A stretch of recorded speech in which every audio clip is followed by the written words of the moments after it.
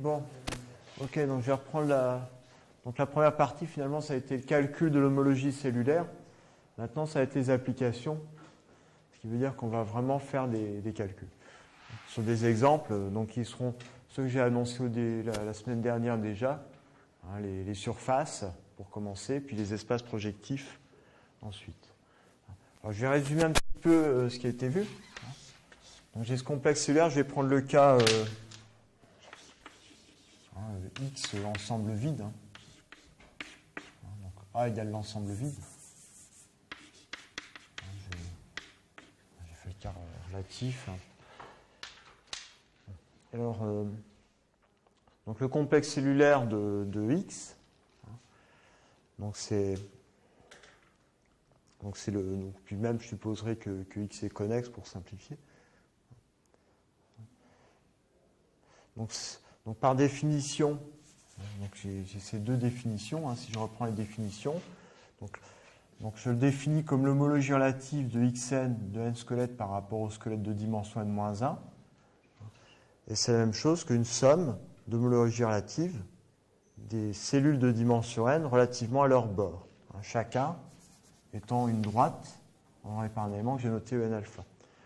Et donc ce que je n'ai pas dit dans un premier temps, mais donc je vais démontrer à la fin du cours précédent, de la première partie du cours, hein, c'est que ce truc-là aussi, je peux le voir comme le quotient de xn par xn-1 et dn alpha par le bord de dn alpha. Hein, donc, pour les calculs, c'est ça qui va être souvent plus facile à manipuler. Donc au moins pour le calcul des différentiels. Donc la différentielle, hein, je calcule sur un terme, en alpha, et donc ce que j'ai expliqué, c'est ça. Donc ce quotient ici, non, j'utilise le connectant. Donc ici, le d de dn alpha, c'est le Sn.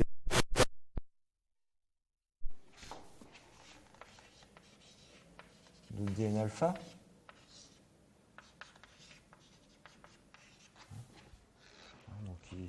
Donc ici, c'est égal. Ici, je peux voir comme c'est la même chose. C'est isomorphe. Donc pour calculer l'image, la différentielle, on effectue cette composée. Je prends l'image ici de la classe qui engendre cette droite que j'ai choisie, du générateur que j'ai choisi par H étoile. Je prolonge par l'écrasement, donc c'est l'attachement. Donc j'applique l'attachement de la cellule.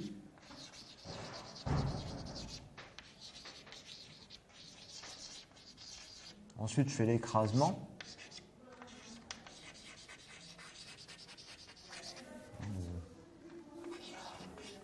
Xn-2.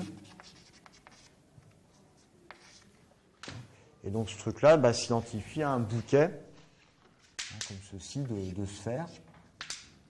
Donc c'est la même chose. Donc ici, ça me donne le terme, le complexe cellulaire en degrés précédents. Hein,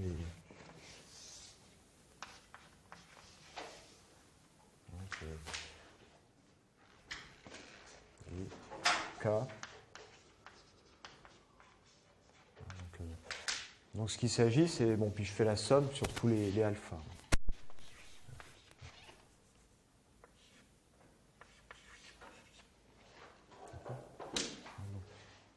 Donc bon, je vais reprendre un petit peu les constructions de complexes cellulaires qu'on avait, puis il va s'agir de calculer ces applications. Hein, donc à la fin, ça se ramène à calculer l'effet induit en homologie par une application d'une sphère de dimension n-1 sur un bouquet de sphères de dimension n-1. C'est pour ça que c'est des exemples vraiment fondamentaux. L'homologie des sphères, il faut avoir bien compris ces choses-là. Alors, je vais commencer par le premier exemple, hein, qui est celui l'exemple 1. J'avais déjà donné un petit peu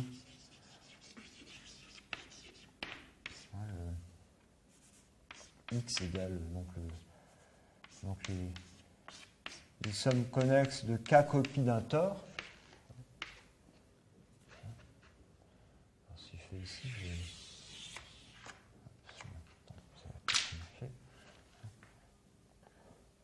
donc, j'avais expliqué que c'était un complexe cellulaire. J'avais une cellule en dimension 2 que j'attachais sur un bouquet de cercles. Et ce que j'avais expliqué, c'est que la figure me donnait l'attachement.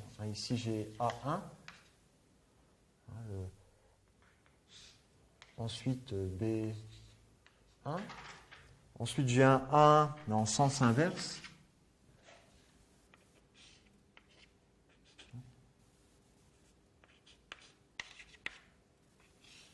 Puis un B1 en sens inverse, etc. A2, B2. On arrive ici à BK, AK, etc.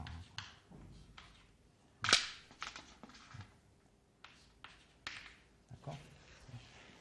J'avais expliqué que cette figure disait que cette surface s'obtenait comme un CW complexe de dimension 2.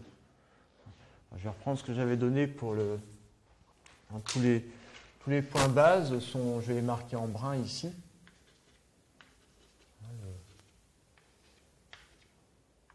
Je vais rappeler rapidement.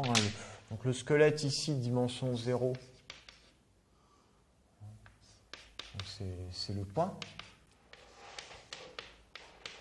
Le squelette de dimension 1, c'est un bouquet de 2K copies du cercle. K copies associées au AI et K copies associées au BI.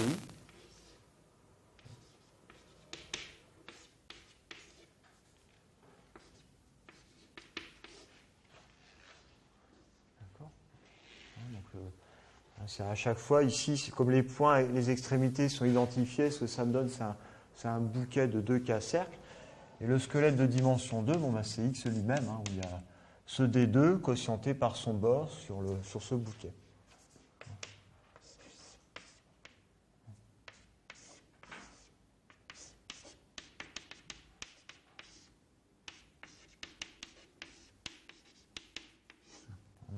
Donc ici, l'application d'attachement est triviale, c'est l'application constante. Donc le complexe cellulaire en dimension 0,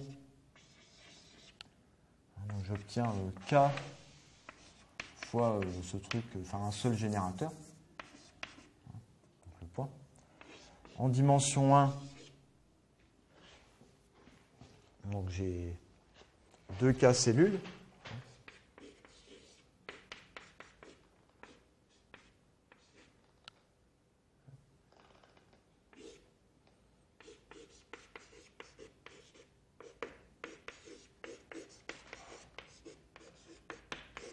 Et en dimension 2, j'ai qu'une seule cellule, donc c'est une droite.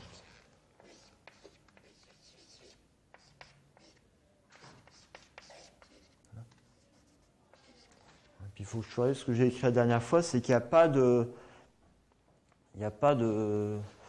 complexe cellulaire en dimension strictement plus grand que 2. Et il n'y a pas de cellule en dimension plus grande que 2. La dernière fois, j'avais écrit pour n plus grand que 0, par erreur, c'est plus grand que 2. Donc j'ai deux différentiels à calculer. Enfin, sauf la première, je ne vais pas vraiment la calculer. Voilà.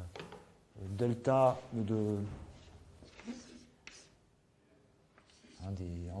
la différentielle qui va aller ici, en fait, est automatiquement nulle. Si vous pouvez faire l'exo. Ici, c'est 0.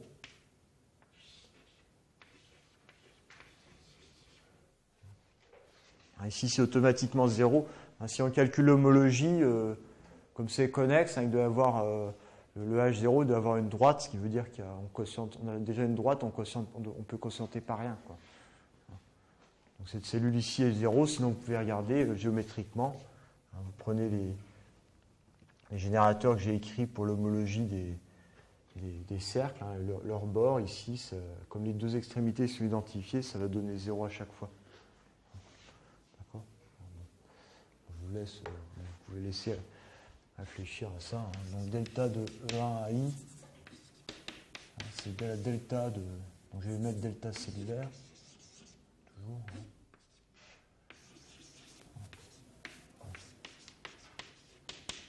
Del0, enfin c'est un exo.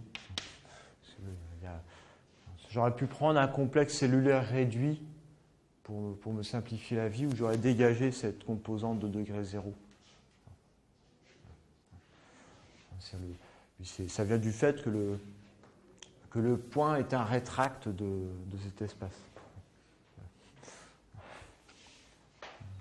Bon. Donc ce qu'il faut, c'est calculer le delta E2.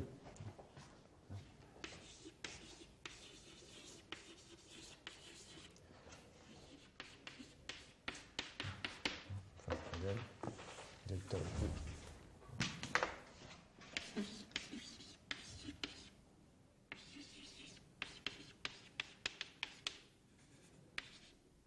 Donc pour ça, je vais faire toutes mes applications. Donc faut que je vais regarder ma suite d'applications. Donc il faut que je regarde donc l'effet de mon application d'attachement qui va envoyer S1 sur ce truc-là.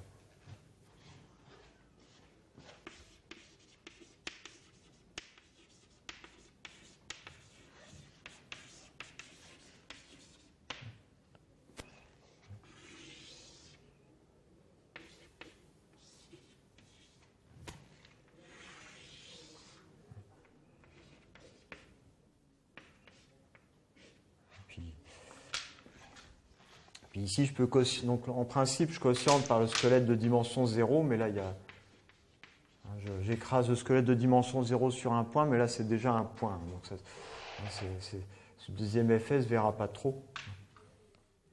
Donc cette application ici,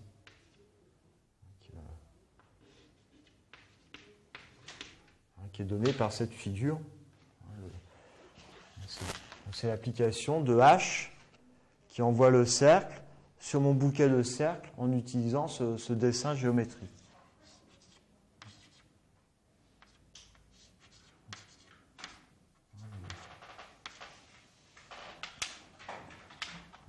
A2, B2.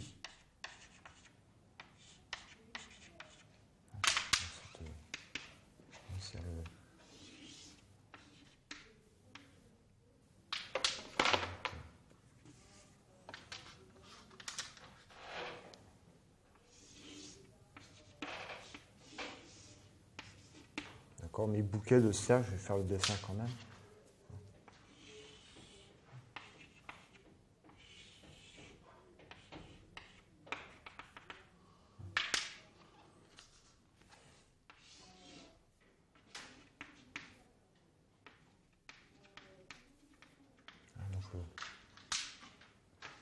Donc l'application.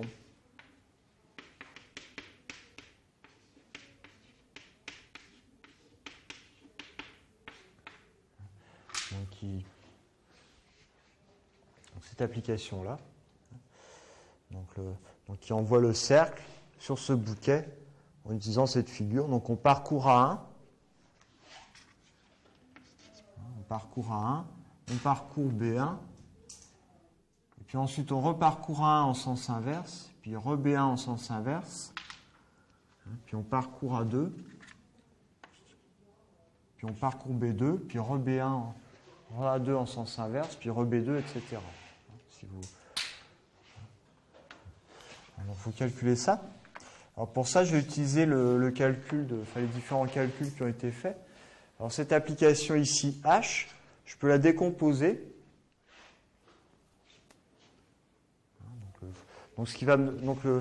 L'application induite en homologie, ça me donnera ma différentielle. Le H étoile ici.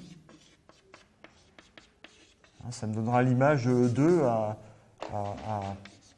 une matrice inversible près. En tout cas, la matrice inversible ne changera pas le noyau.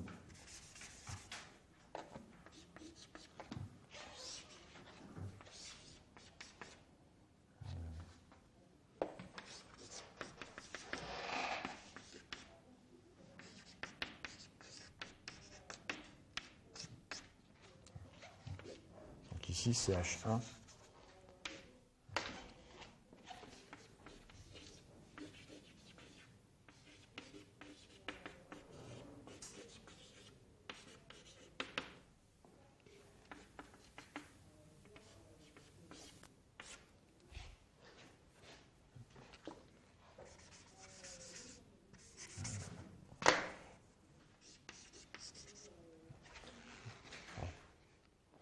ça, je vais le faire.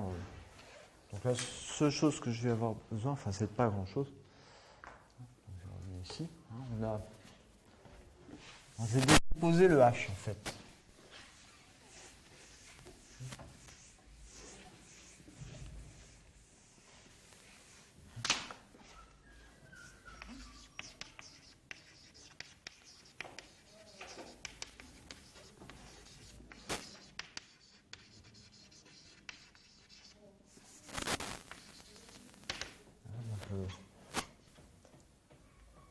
Donc le H, donc de S1.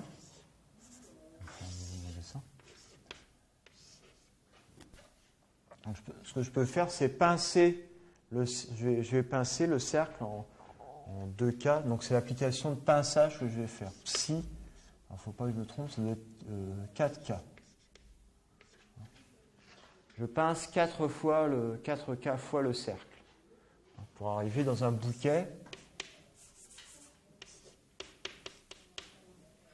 de 4K, enfin de I égale 1 à K, où j'ai 4 copies du cercle.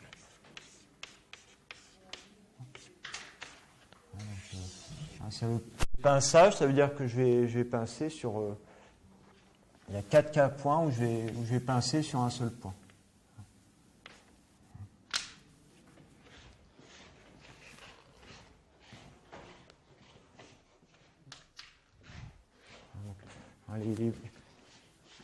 Tous les points que j'écrase, c'est comme si je pinçais le cercle à un certain nombre d'endroits.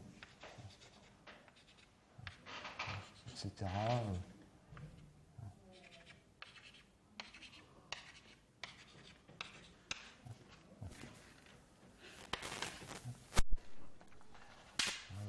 Donc ici, j'ai une première copie, une deuxième, une troisième, une quatrième, etc. de S1. J'ai un bouquet de 4K copies de S1. Ensuite, ce que je vais faire, donc je vais regarder ce qui se passe morceau par morceau. Donc je vais, pour arriver où dans mon S1 AI wedge S1 BI.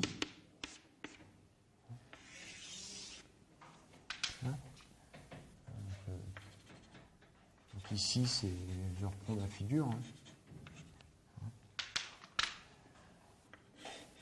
Donc ici, c'est 1, B1. Donc sur le premier facteur ici, donc ça signifie que ce premier facteur, je l'envoie ici par l'identité. Ce deuxième, je l'envoie ici par l'identité. D'accord ? Et ensuite le suivant. Donc ça, c'est mon premier S1. Le suivant, je vais l'envoyer sur S1 AI à nouveau, mais au niveau de l'identité, au lieu de l'identité, je vais le faire en parcourant le cercle en sens inverse. Donc ici, ça veut dire que je vais l'envoyer par, je vais noter ça, identité bar.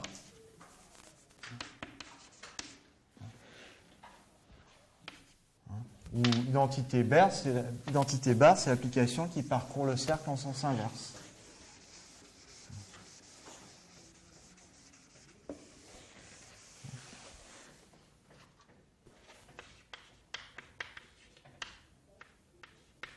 C'est S1 qui 2i pt associe puissance moins 2i pt. Enfin, qui a z associe z bar. D'accord ? On parcourt le cercle. L'idée, c'est que je vais parcourir le cercle dans le sens rétrograde. Comme ceci. D'accord ? Et puis pareil, ensuite la suivante, le quatrième facteur, je l'envoie ici, par identité bar aussi.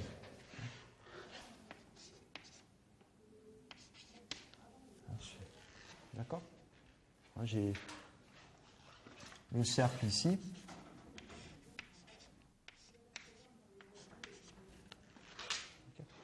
Alors maintenant, il faut que je calcule l'effet de cette application en homologie. Donc c'est la composée de psi 4K.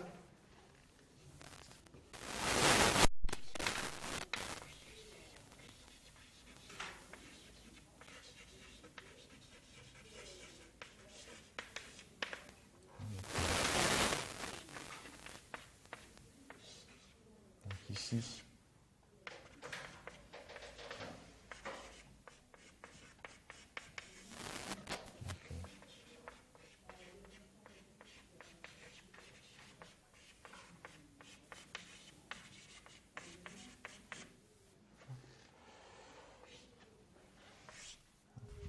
Donc ici, j'avais expliqué ce que ça donnait le pinçage, le cours d'avant. C'est juste l'application diagonale, quoi. Donc je vais mettre une somme. Donc à C, j'ai associé. C'est juste l'identité sur chacun des facteurs. D'accord ? Enfin, c'est que des identités de H1. Voilà. Et ensuite, je vais utiliser l'application. Donc, c'est une application qui est donnée terme à terme par des matrices.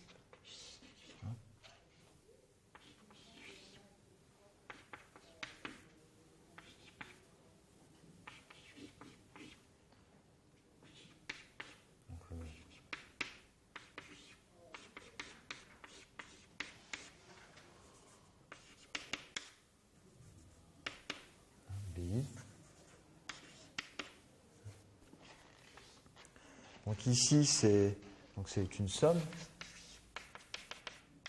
Donc c'est des matrices. Donc c'est un truc qui va de K4 dans... Enfin, c'est K dimension... Enfin, la droite... Enfin, l'espace K... Le K espace K module de dimension 4.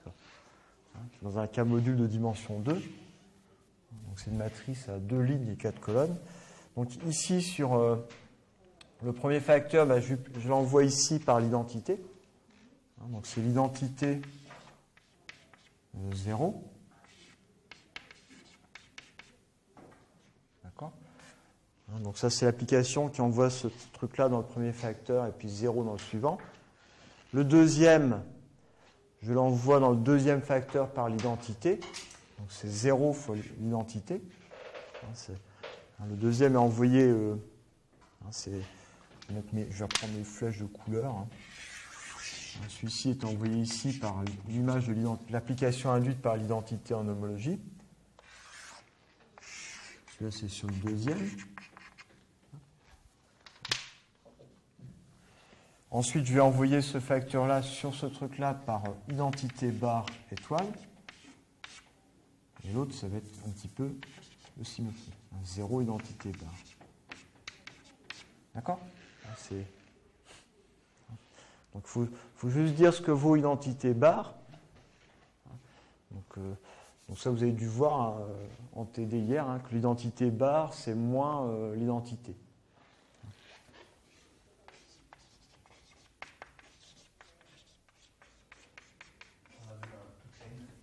Pour tout n. Sinon, vous refaites le calcul avec les classes explicites d'homologie que j'ai données, tous les trucs là, où c'est le CFTD. Donc je vais mettre ici, qui induit.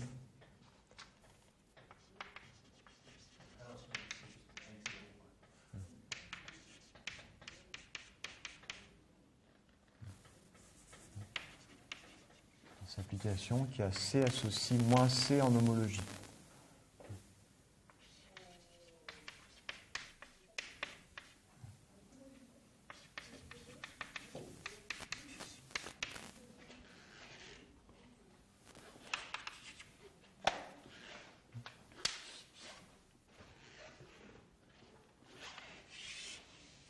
C'est bon ?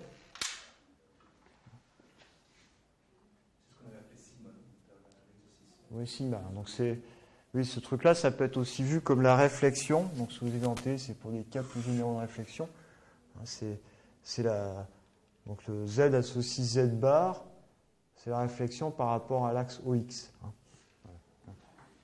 C'est Z associe Z bar. Z bar. Donc ici, je vais parcourir comme ça. Ici, je vais parcourir dans l'autre sens.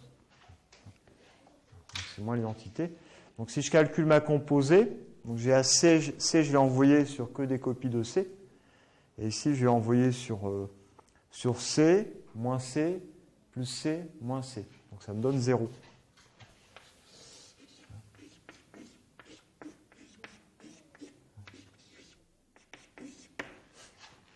Non.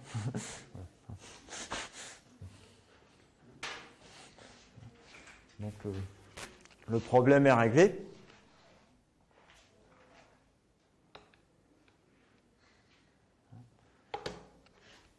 On obtient 0.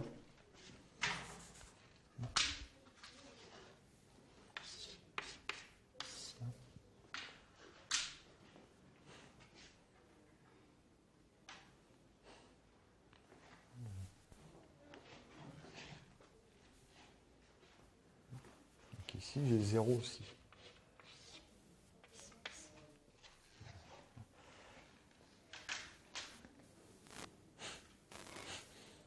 Donc l'homologie n'est pas trop dure à calculer, hein, dans cet exemple-là.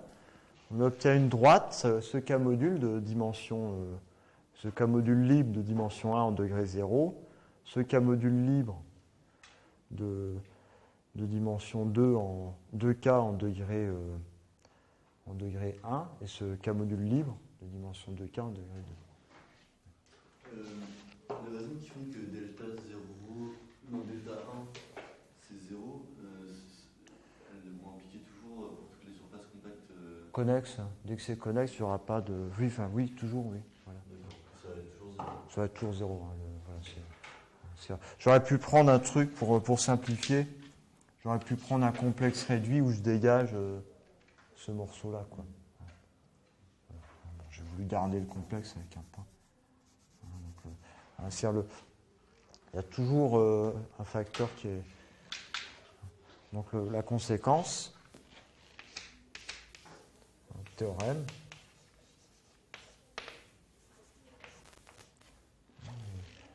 Donc le H0 de T2K, enfin c'est égal à K. Bon, ça c'est H1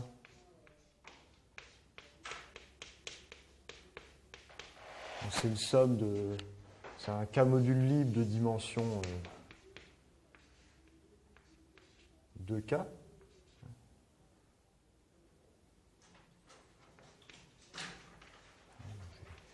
Donc, je vais mettre entre.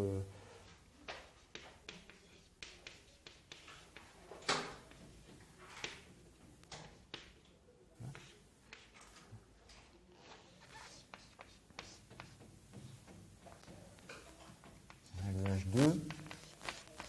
C'est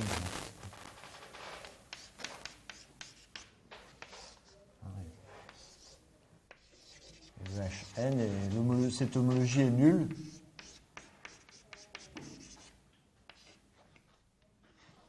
Pour n plus grand que 2.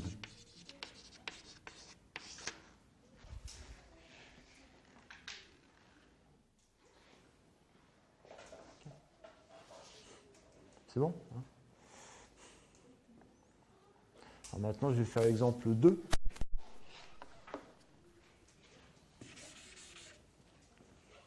Je vais reparcourir tout mon calcul. Sauf ça va être dans le cas où j'ai RP2. Donc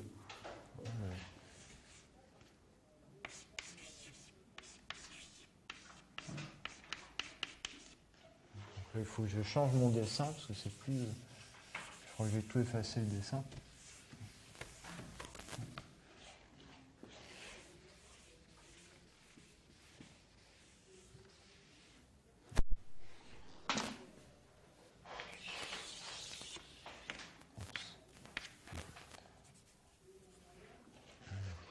Donc à nouveau, hein, j'ai un squelette de dimension 0 qui est un point. Donc à nouveau, ça va me simplifier.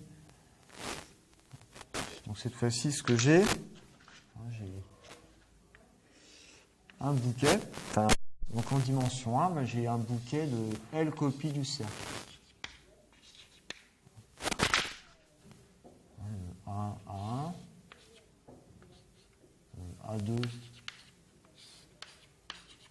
A2, hein, puis etc. quoi.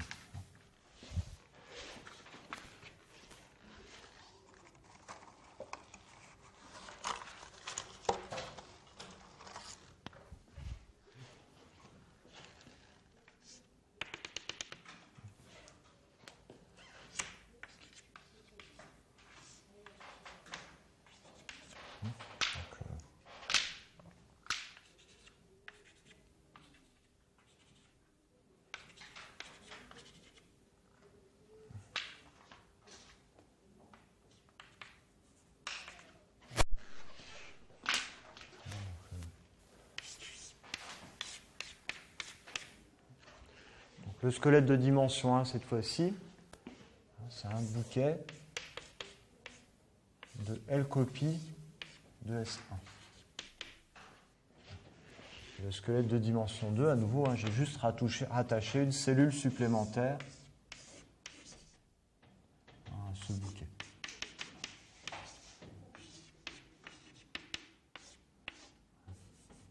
Avec une application d'attachement représentée par cette figure.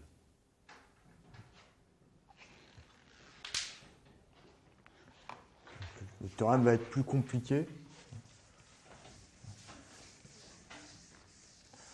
On va voir tout à l'heure. Bon, par contre,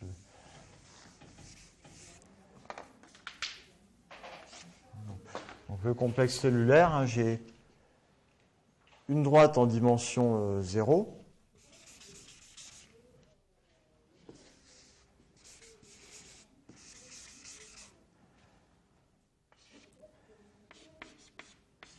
L copie de L droite en dimension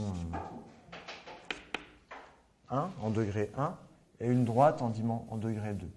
Puis rien en degré plus grand que 2. Donc, à nouveau, hein, j'ai la première différentielle qui est nulle, hein, pour les raisons générales que j'ai indiquées tout à l'heure.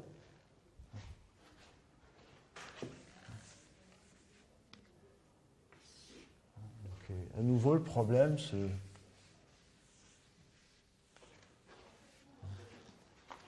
ramène à la question de calculer ce qui se passe en degrés plus grands. Donc, il faut calculer l'effet d'un attachement. Je vais aller un peu plus vite. Il faut calculer l'image, il faut regarder l'effet de cette application H. Donc, cette fois-ci, c'est un peu différent.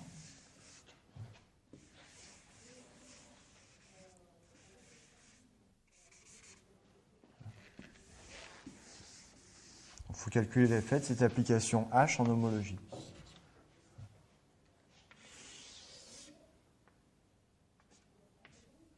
Cette fois-ci, qui est donnée par la figure.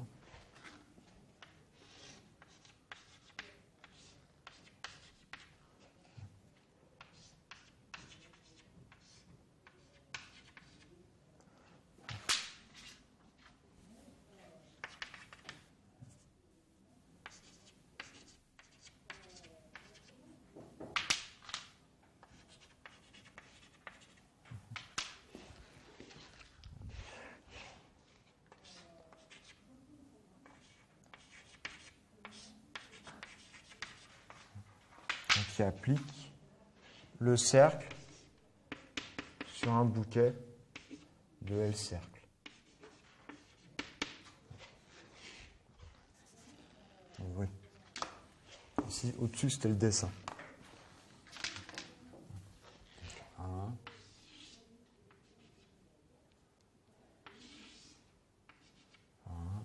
2.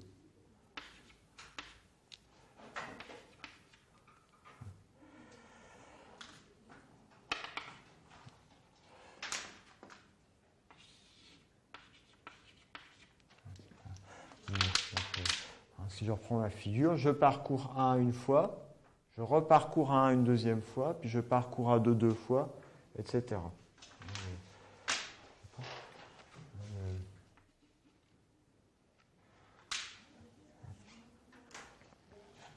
Bon.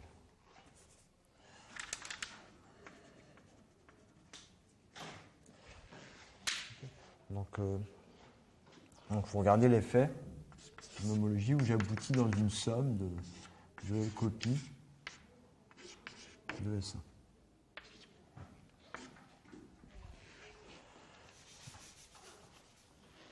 Donc à nouveau, j'ai utilisé une décomposition qui fait appel au pinçage.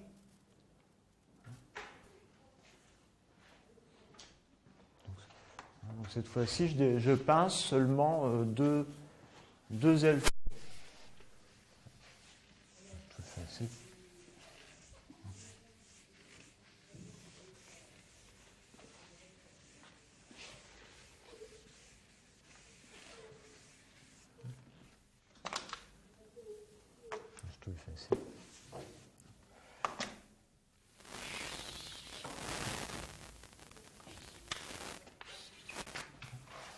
première chose, je peux pincer 2L fois.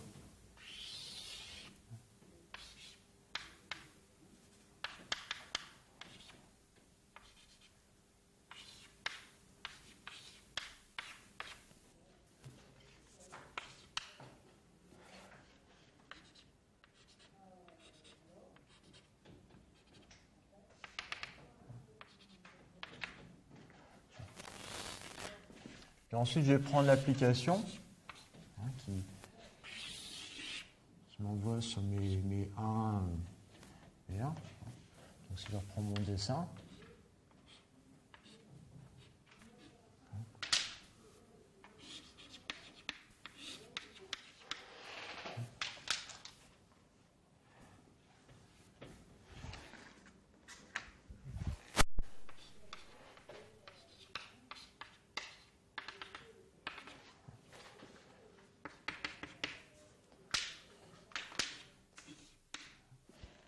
si je regarde ce que je fais, donc j'applique la première sur S1 ici par l'identité. Le premier facteur ici sur S1 par l'identité. Et cette fois-ci, le deuxième facteur, je l'applique, le deuxième terme, je l'applique sur S1 par l'identité aussi.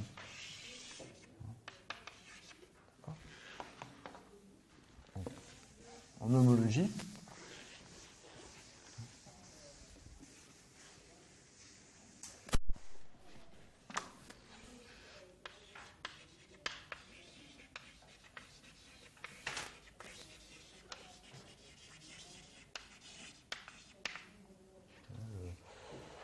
Donc le H1, S1. Donc là, donc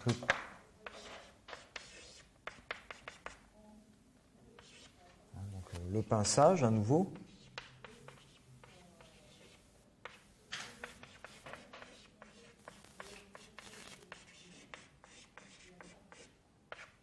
Donc à nouveau, j'utilise que le pinçage. C'est juste une application diagonale.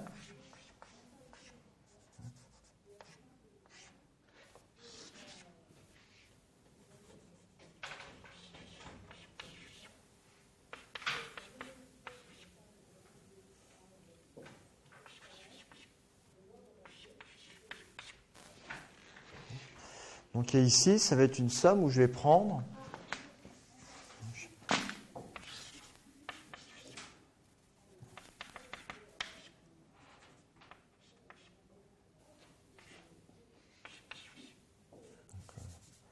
c'est une somme pour i variant de 1 à L.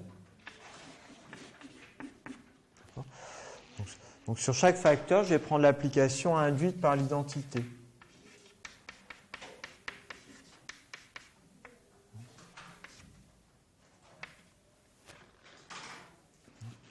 D'accord ? Donc qui est égal à l'identité.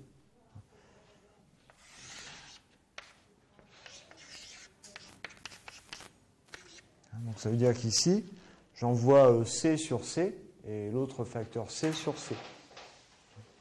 Donc ce que j'obtiens, c'est C plus C. Donc le résultat final, c'est que mon delta de 2, ça va être une somme de 2 copies de chaque cellule. D'où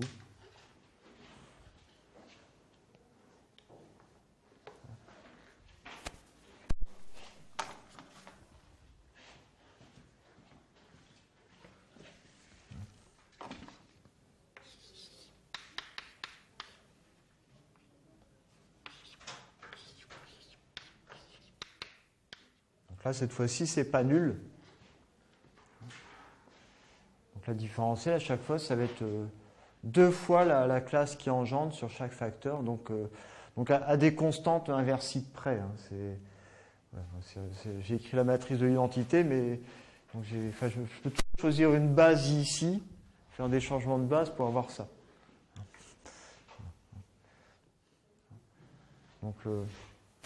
Donc ici, mon delta 2 est plus compliqué. Donc c'est donné par la matrice 2, 2, 2.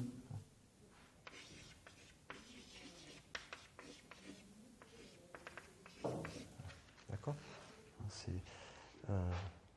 Si on choisit bien sa base, c'est donné par cette matrice-là. si on choisit bien les... Donc là, il n'y a pas de... Le H0, ça ne change pas. Hein, le H1, ben, c'est le conoyau de cette application. Et puis le H2, c'est le noyau.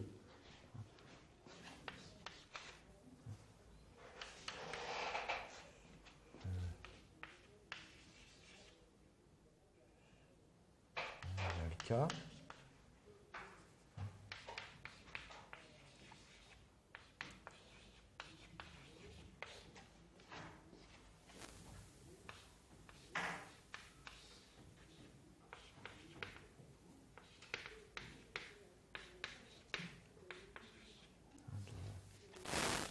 L.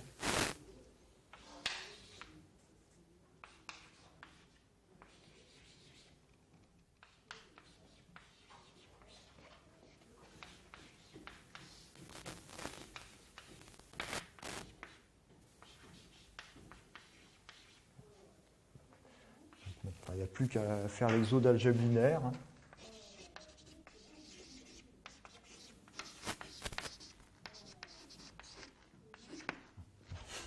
Je ne vais pas faire l'exo d'algèbre linéaire, faire le calcul des conoyaux.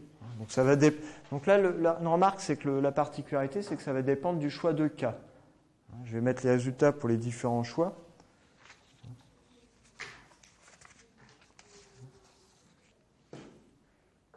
Je vais mettre différents théorèmes. Je vais mettre 3 théorèmes.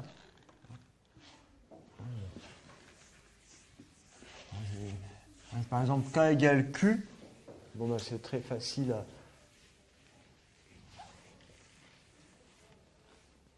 D'où mon théorème. Si je prends K égale Q, c'est les cas, donc j'ai Q, Z modulo 2Z, et puis Z, c'est les cas les plus usuels de coefficients qu'on prend. On a donc H étoile de l'homologie de RP de L copie. Il y a K en degré 0. Donc ensuite, K puissance L-1 en degré 1, et puis 0 en degré plus grand que 2. D'accord ? Si je travaille à coefficient rationnel, cette application-là est injective. Si 2 est inversible, cette application-là est injective, et puis son image, ça donne un truc de dimension L-1. Ensuite, si K égale Z sur 2Z, toutes nos différentiels sont nuls.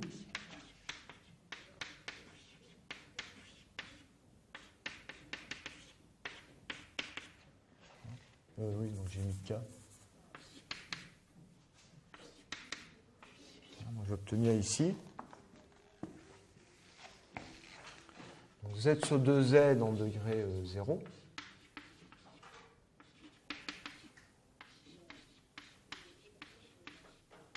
L copie de Z sur 2Z en degré 1.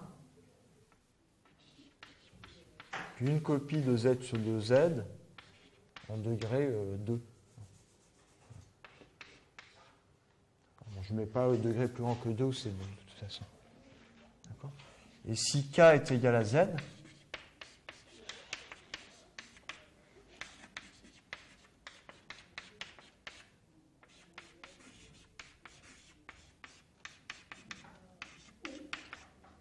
j'obtiens Z en degré 0. Ici, Z, il faudrait calculer. Vous pouvez calculer, donc c'est le calcul des présentations des groupes libres. Vous pouvez mettre sous forme normale et voir que c'est Z puissance L-1 copie de Z, une partie libre de dimension L-1, plus une partie égale à Z sur 2Z, et puis vous n'avez rien en degré plus grand que 2. D'accord ? Le corollaire, c'est le théorème de classification, enfin, c'est l'injectivité, c'est dans le théorème de classification des surfaces.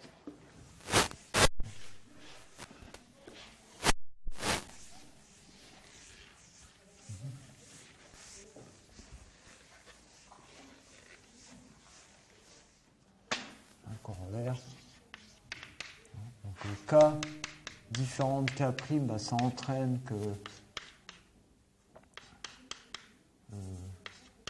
l'union disjointe de K copies de L ne peut pas être homotopiquement équivalent à la somme connexe, la somme connexe de K' copie de T2. L différent de L', ça entraîne que la somme connexe de L copie de RT2, ça ne peut pas être homotopiquement équivalent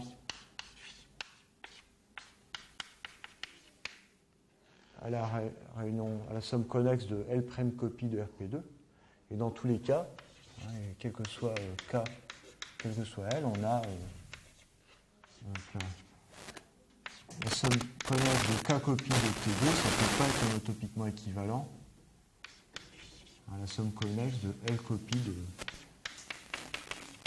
T2. Oui. Le noyau de. Enfin, quand vous dites H2, c'est le noyau d'application qui. Ouais. Enfin, Qui envoie C sur 2C partout, quoi. Ouais, mais a priori, le noyau, on connaît, c'est 0, ça. Bah non, si je prends Z sur 2Z, c'est pas 0. Ouais, d'accord, Ça dépend de la valeur de 2. C'est pour ça qu'on a des trucs comme ça où selon les coefficients, ça change d'un truc à l'autre, quoi. Donc si je prends Q ou Z, ça donne 0. Puis ici, par contre, donc c'est pour ça il y a différents cas, quoi. Voilà. Bon, mais après, donc Donc après, ça donne le résultat là. Donc si vous prenez les calculs d'homologie, vous prenez ces espaces 2 par 2, puis vous regardez les groupes, vous trouvez des groupes d'homologie correspondants qui ne sont pas isomorphes. Donc nécessairement, ils ne peuvent pas être homotopes, ce qui termine, ce qui complète la preuve du théorème de classification des surfaces. On a même mieux. On a montré aussi que des surfaces sont homotopiquement équivalentes si et seulement si elles sont homéomorphes.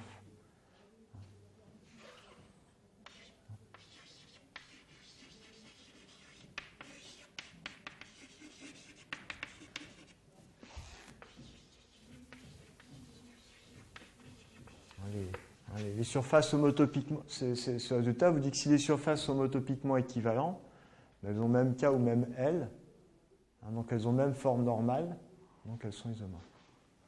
Ok. Bon.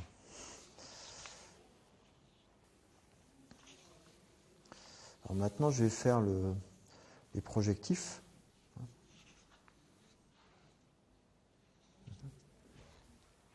Exemple 3.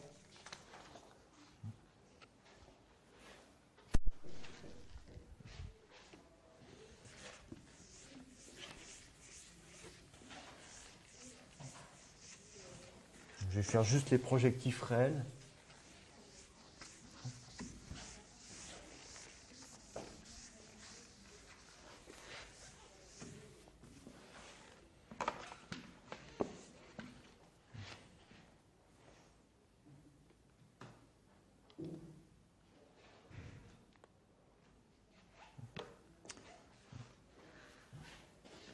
Donc le cas des espaces projectifs réels.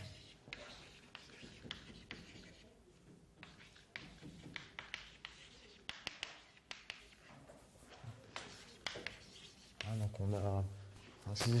Ce que j'ai utilisé, c'est que ces espaces s'inscrivent dans une suite emboîtée.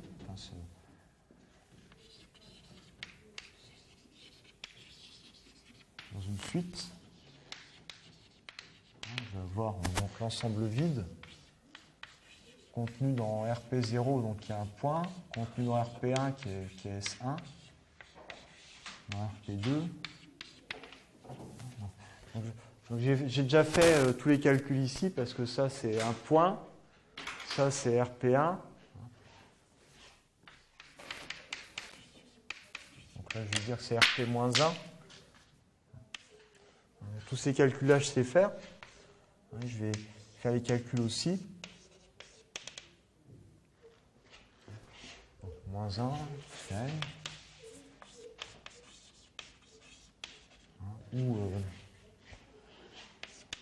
Et ce qui se passe, c'est que RPN, on a vu qu'il s'obtenait à partir de RPN-1 par un attachement d'une seule cellule.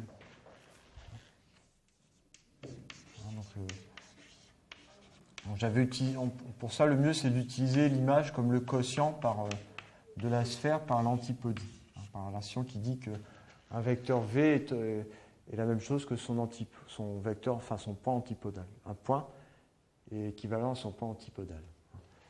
Et s'obtient. Et ce truc-là, ce que vous pouvez voir, c'est qu'il s'obtient à partir de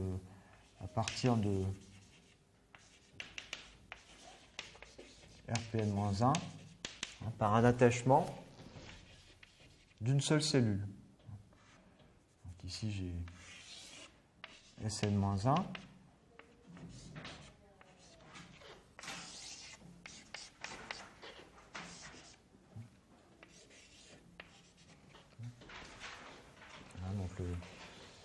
Donc ici, c'est l'application quotient qui dit que RPN-1, c'est SN-1 où on a décrété qu'un point était équivalent au point antipodal. Ces deux points-là sont équivalents.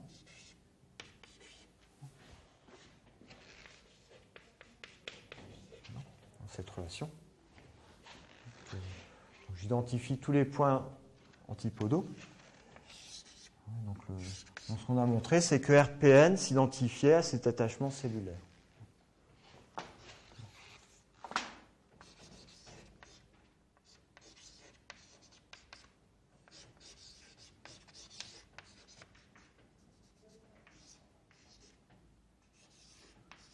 Il suffisait de coller ce truc-là sur ce truc-là. L'idée, c'est que ça, c'est l'intérieur, c'est la même chose que Rn. Et ça, c'est une sorte de RPN-1, ça décrit des points à l'infini de Rn. D'accord ? Donc ces constructions-là vous disent que chaque RPN a une structure de cellulaire naturelle avec une cellule en chaque dimension. Donc les précédents, ça représente les squelettes de RPN. D'accord ?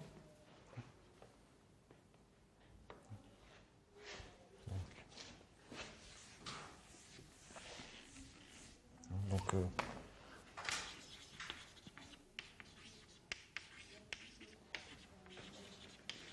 structure cellulaire, une structure de CW complexe naturelle.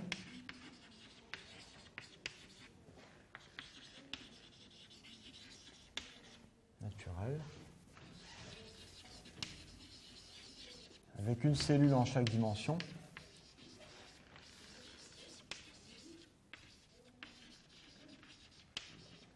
Dimension égale à 0, 1 jusqu'à L. Et les RPK plus petits, c'est le cas squelette de RPN.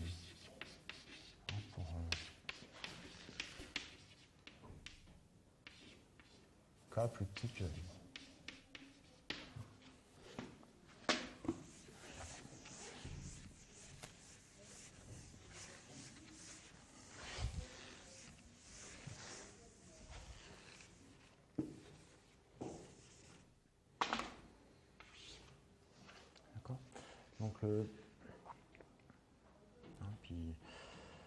Donc le complexe cellulaire, je l'ai, c'est une droite à chaque degré.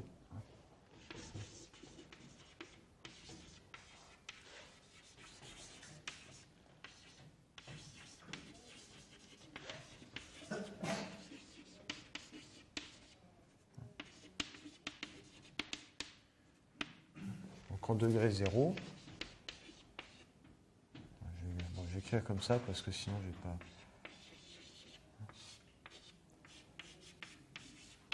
Une cellule en degré 1.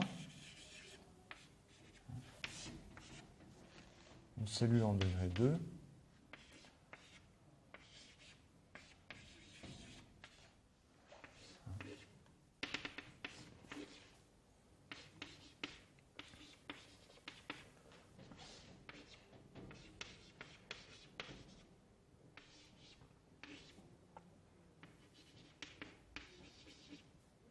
Et ensuite, il n'y a plus rien.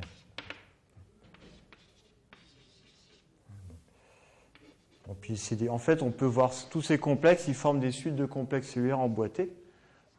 Donc on a bon, pour la même raison que précédemment, ici la différentielle c'est 0. Et ici c'est le cas qu'on a déjà calculé avant où c'est la multiplication par 2. C'est le cas où de complexe. Donc ça c'est le complexe cellulaire où donc c'est la somme connexe de une copie, donc la somme connexe triviale à une seule copie de RP2. Donc on a vu que la différentielle ici, c'était 2. La multiplication par 2. Oui, j'ai multiplié. RP1 est un cercle. Oui, RP1, c'est un cercle. Oui. Donc, faut que je... Donc ce que je veux, c'est calculer celle qui reste.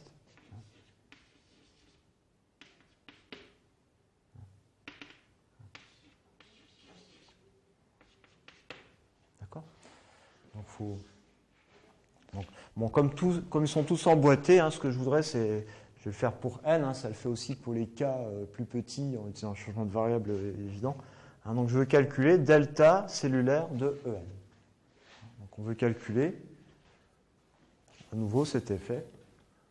Donc ici, donc, delta cellulaire de RPN, donc l'effet de cet attachement. Je vais refaire mes dessins. À nouveau.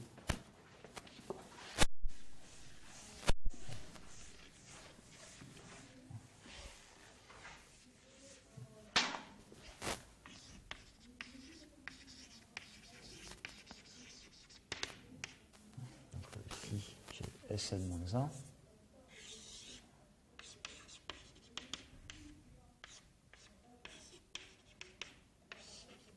Donc Q étoile.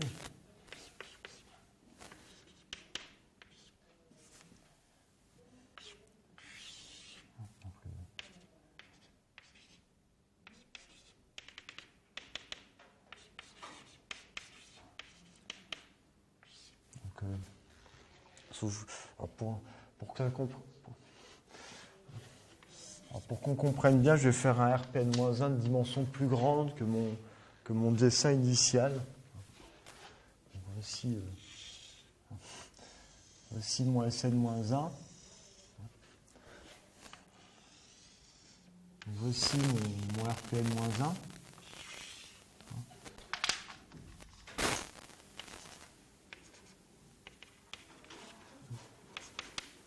Donc à nouveau, je vais essayer de... J'identifie les points antipodaux. Et après, je vais regarder dans le quotient, donc RPN-1 par RPN-2.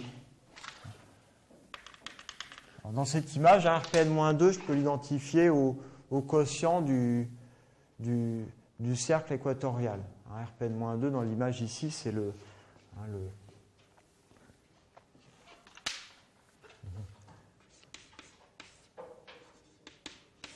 je vais prendre à nouveau mon...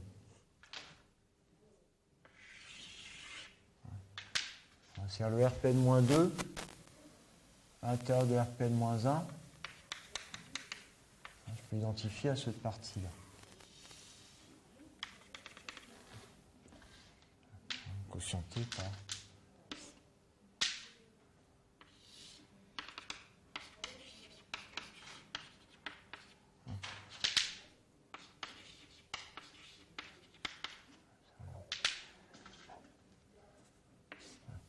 Ici, à chaque fois, j'identifie les points antipodaux.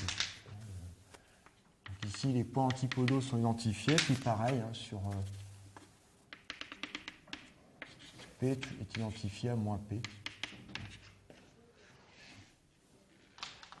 Donc quand je quotiente, vous voyez, c'est comme si j'écrasais ce truc ici. Donc à la fin, ce que j'ai, c'est l'application de Sn-1. Et quand je quotiente, cette application, c'est comme la pincer en son milieu.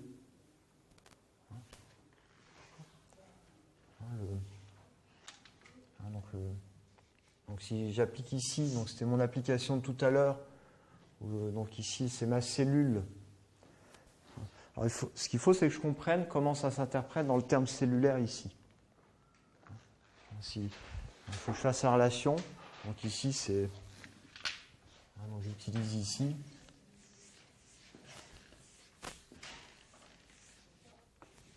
Je vais changer les...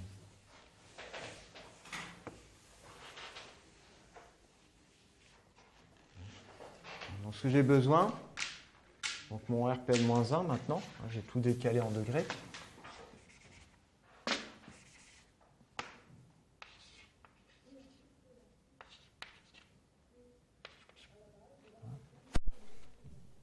Donc là c'est -2. Et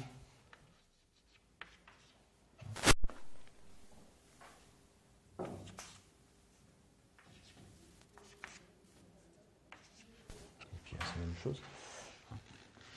C'est-à-dire quand ici, ce qu'il faut que je comprenne, c'est ce que j'ai expliqué, c'est que donc ce que j'ai expliqué, c'est que pour calculer, j'utilisais le quotient de ça par ça. Ça s'identifie à la cellule où j'ai écrasé le bord sur un point. D'accord ? Donc j'utilise ici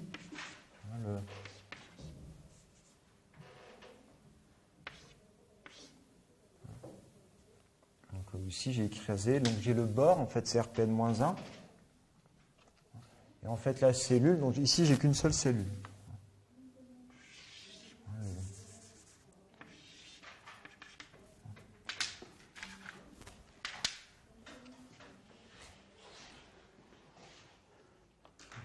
Ça n'a pas tourné.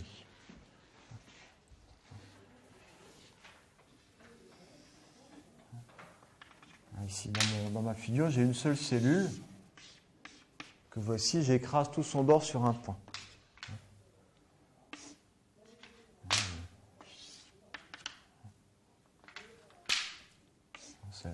Donc la cellule D2, Dn-1, c'est ça qui me donnait la description cellulaire. Donc il faut que je comprenne comment je passe de cette image-là. Donc il faut que je calcule cette application, puis que je comprenne comment je reviens à cette image. D'accord ? Donc ici le Q étoile, donc on identifie les points antipodaux. D'accord ? Et ici l'application, on quotiente RPN par RPN-1 par RPN-2. Et donc ce que j'ai dit, c'est que quand je quotiente, c'est l'application du carré ici. Ça va vous donner un homéomorphisme de la cellule quotientée par son bord dans RPN-1 quotientée par son N-2 squelette. Il faut que je regarde ça, ce que ça donne sur mon dessin. Donc ici, donc pour faire cette application-là, c'est ce que je regarde ici. Ce que je regarde cette application, c'est la même chose que faire le pinçage à nouveau. Cette fois-ci en 2 copies seulement. Donc je vais couper au milieu, enfin je vais pincer au milieu.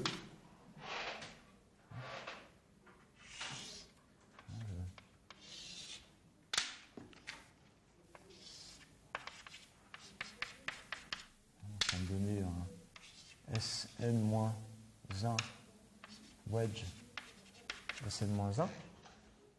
Ensuite, il faut que je regarde, donc dans mon image cellulaire, là, ces points-là, ils correspondent à ces points ici par l'identité. Ceux-là, ils sont envoyés ici par l'identité.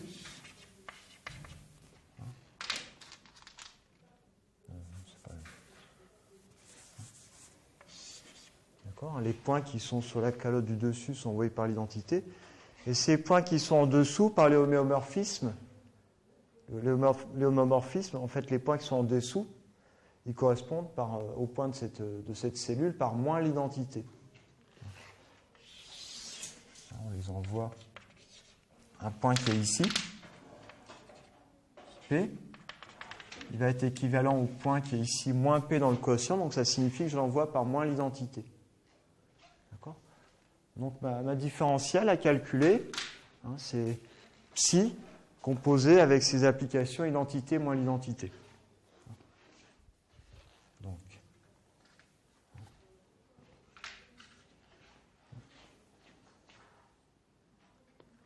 Donc on est ramené à calculer.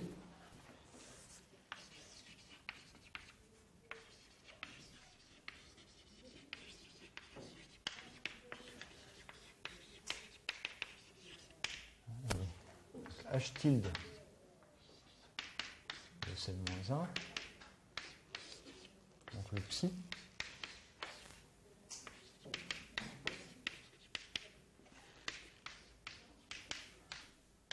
Donc ça c'est la même chose que la somme de deux copies.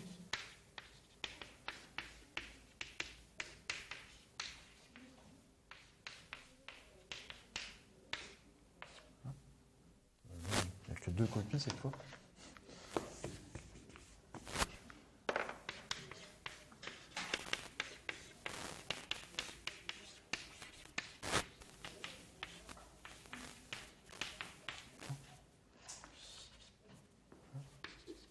Et puis ensuite, donc l'identité sur le premier facteur,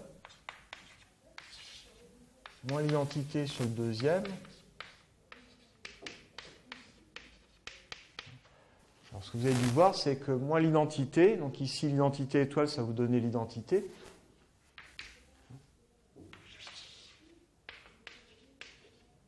Et ici, moins l'identité étoile. Ce que vous avez dû voir, c'est que c'était donc un moins 1 puissance n fois l'identité en TD. On utilise l'application d'antipodie, son effet en homologie.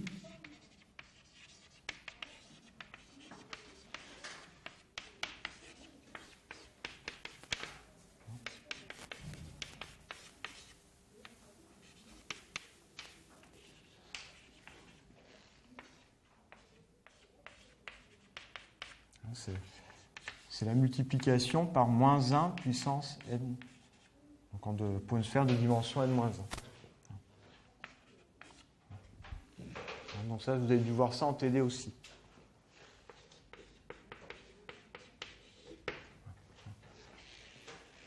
Bon, donc mon delta est ceci, c'est donc à nouveau c'est l'identité sur chaque facteur.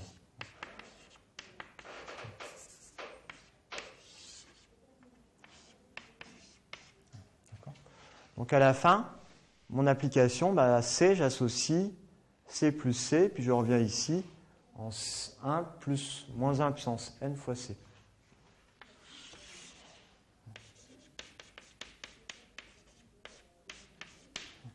D'accord ? Donc,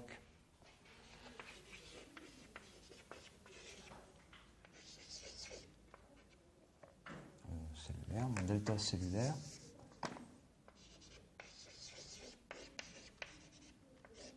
J'obtiens.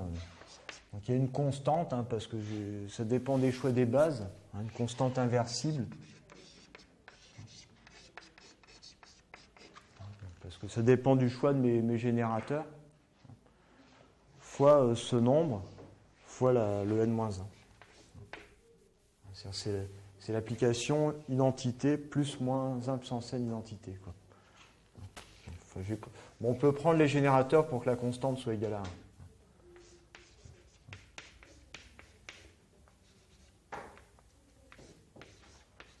En choisissant bien EN.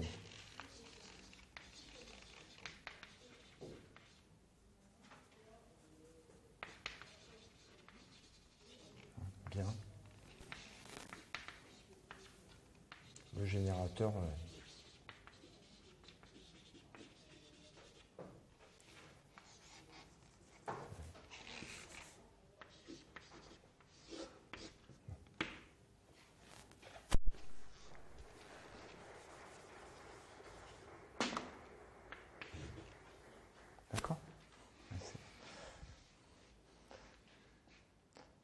Donc je peux compléter. Donc j'ai mon calcul pour tous les degrés. Hein, donc ça va être 0 ou 2 en alternance. Hein, alors pour faire le calcul à la fin, j'ai calculé modulo 2, ça va être plus facile. Je ferai le calcul, vous écrirez les trucs. Hein, donc le complexe cellulaire, hein, donc c'est la différentielle c'est 0, puis la multiplication par 2, puis 0, puis etc. Et donc ici, en général, la multiplication par 1, hein, c'est fois moins 1 puissance n. Voilà. Hein, d'accord ? Donc on obtient ce résultat-là. 0, 2, et en général... Hein,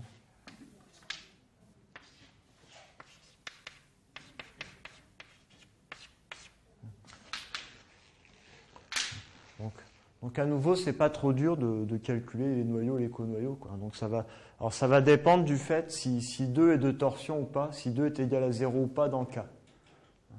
Enfin, ça dépend si 2 est inversible ou non dans le cas, quoi. Alors ce que je vais faire, je vais donner les résultats pour k égale z sur 2. On obtient toutes les différentielles cellulaires sont nulles. Donc pour k égale z sur 2.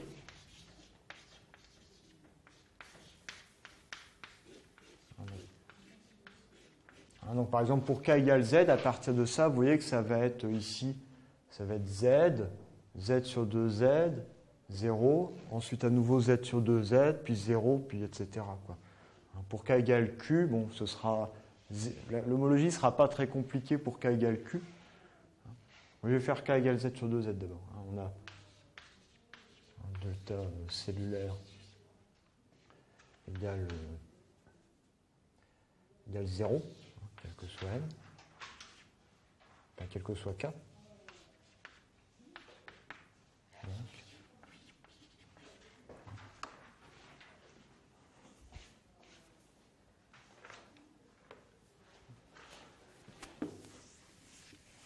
Donc le théorème, l'homologie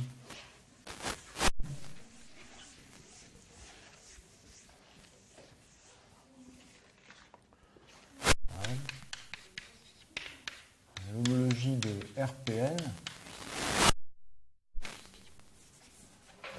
un coefficient dans Z sur 2Z, ça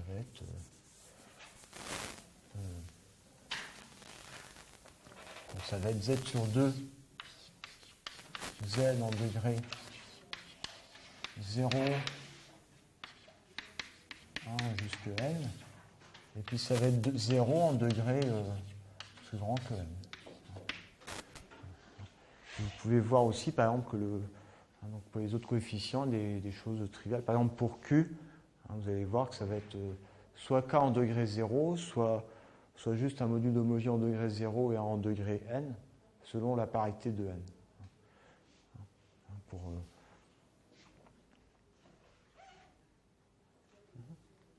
C'est bon ? Voilà, donc à nouveau, il y a des choses bizarres qui se passent avec les coefficients. Alors c'est une chose que je n'ai pas expliquée, c'est comment l'homologie dépendait du choix des coefficients. Donc l'autre calcul que vous pouvez faire, c'est le calcul d'homologie de CPN.